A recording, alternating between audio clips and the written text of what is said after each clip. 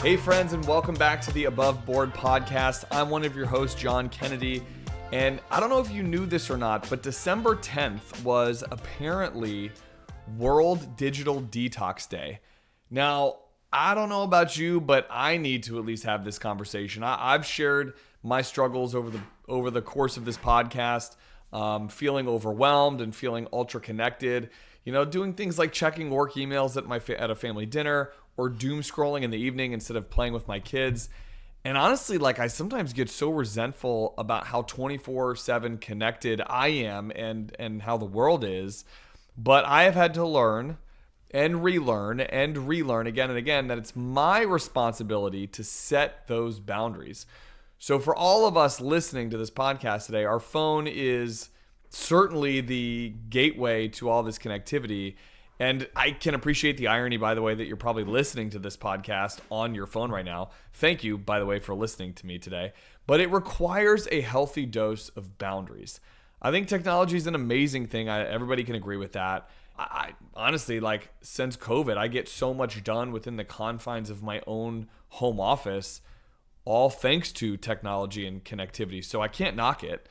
But without boundaries, it really can be a bad thing. It can consume so much of our time and our attention, certainly more than we realize, and it can lead to people feeling less happy and much more anxious. So I actually read this stat the other day that the average person spends about 7 or more hours on their screens. Think about that for a moment. We spend 8 hours asleep and 16 hours awake, well, most of us anyway. And so that's about half of our waking hours are on our screens or devices or cell phones. Now, sure, maybe it's not all bad. In fact, I could argue that much of that's very productive. It's during work hours. But damn, how do you ever disconnect? And for me, I am especially susceptible to this because I feel like I'm addicted to productivity sometimes. And, there are studies that have shown a link to excessive screen time and anxiety and stress and even loneliness. And I've noticed this for me, that I have this very anxious feeling like I'm missing something if I don't check my emails one more time, or just as unproductive. I'm super burned out from the day. I've had meetings all day, and then I just need to mindlessly scroll through my phone for 20 minutes instead of doing something or literally anything better for me than that. So in the spirit of this conversation and in the spirit of World Digital Detox Day, what can we do about it? Because it's not really practical to toss your phone in a lake and just go live in the cabin somewhere that has no connectivity to the world. I think for me, it's about creating rules. Everyone knows, listening to this podcast, I'm very rules-based, that can create balance and then limit this technology exposure.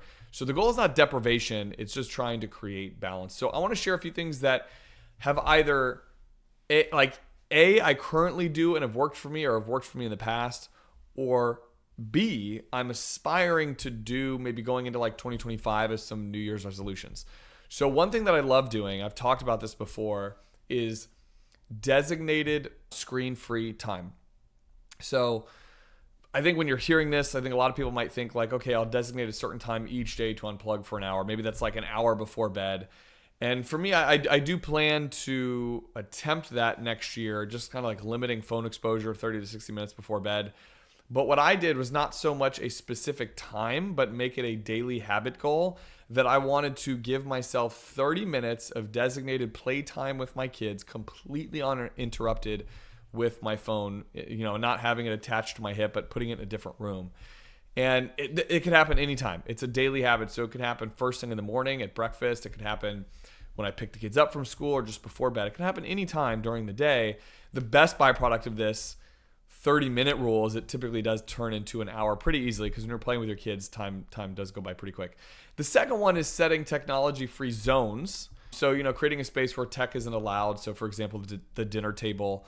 I'll be honest, it's not something that we've done in our household, but with my daughter turning 8 this month, maybe thinking kind of ahead proactively, this may end up being a useful thing for our family. We don't really have we don't give our kids unrestricted access to things like tablets, but we do watch a lot of TV in our house. And so I think this could be a good thing for us and maybe all of us listening to it. The third one is turning off non-essential notifications, which this one I definitely do, and I encourage anybody listening to do this. Not only do I turn off all notifications except for the important ones, but I am often DND on my phone almost all day. So I have like certain modes. I have like work DND mode. I have family DND mode. So like work DND mode means like, my family can get a hold of me and anyone on my team can get a hold of me, and certain apps will push through notifications. But when I'm in family D&D, all that work stuff gets silenced and those things don't come through. I truly cannot express how game-changing this is for my own stress levels, because I have this like incessant need that like once it's a bad habit of checking my phone every time it dings. And then once it dings, I'm like, I got to do something about that. I got to do something about that email. I got to call that person back. It's just all it does is create stress and anxiety. The next one, there's only 5 of these guys, so stick with me. We're on number 4, is using an app to monitor screen time. So ironically, technology can help you detox from technology.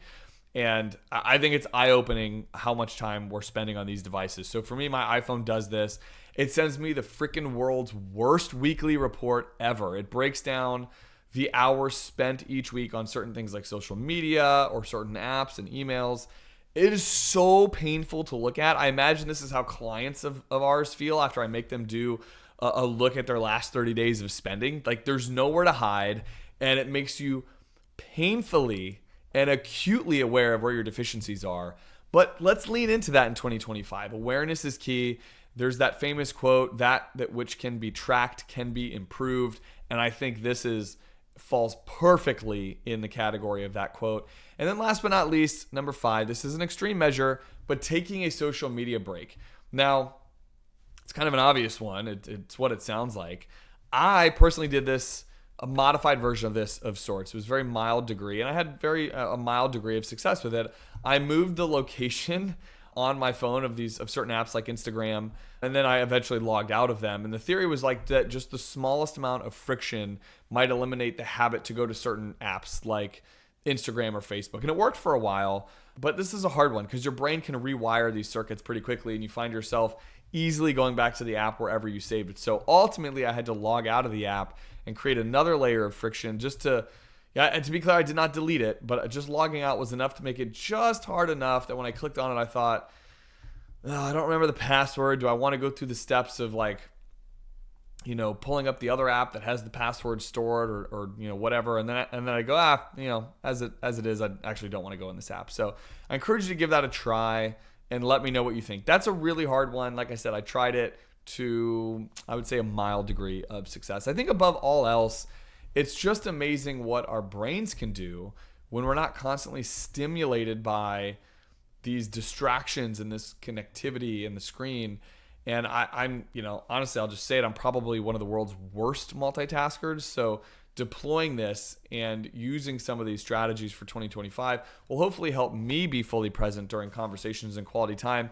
And if there's one thing that I know that I'm acutely aware of in my professional career, it's that people notice when you're paying attention and they will appreciate you for it. So here's my challenge to you this week. Pick one tip from this episode and give it a try. Maybe it's scheduling designated tech-free time like I do, or taking a social media hiatus just for a week. Start small, see how it feels. I bet at first, if you're anything like me, it's gonna hurt. It's gonna be really difficult, but it gets better. And hopefully for you, the listener, from me as well, and just all of our audience, that we will feel a sense of freedom and peace of mind that comes with this. So thanks as always for joining me on the Above Board podcast. Please share with me actually in the comments of this episode how you're going to change your tech habits this week, or perhaps as a New Year's resolution for 2025. I would love to add some tips and tricks and hacks to this list of ideas. Until next time, this is John Kennedy signing off. Have a great week. See ya.